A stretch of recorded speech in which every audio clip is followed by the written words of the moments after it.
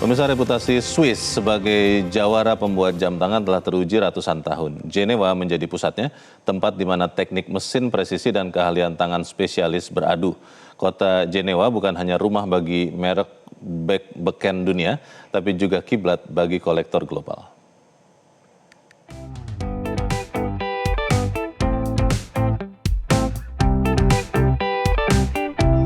Swiss mungkin identik dengan kelezatan coklatnya yang mendunia.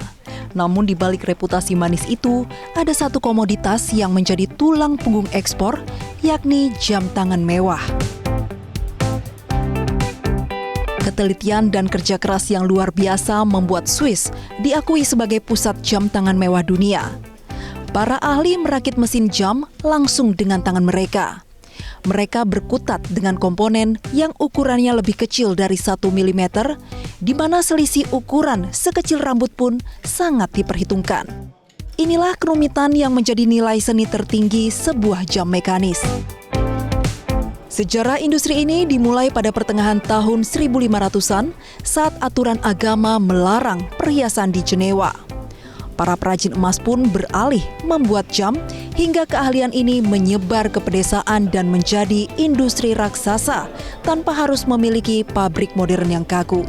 Switzerland is the heart of watchmaking basically, and what happened is that there were a lot of farmers in Switzerland, and during summer they were farmer, but in the winter they had to find different things, so they started making little parts of watches and clocks and become suppliers to watch brands that basically collected all these parts from different farmers or watchmakers or watch part makers in Switzerland and put them together and then sell them worldwide. Di Jenewa sendiri, jejak industri ini ada di mana-mana.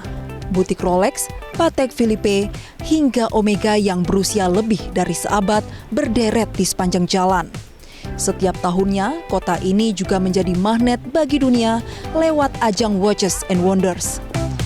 Ribuan jurnalis dan kolektor datang bukan hanya untuk belanja, tapi untuk menyaksikan inovasi terbaru.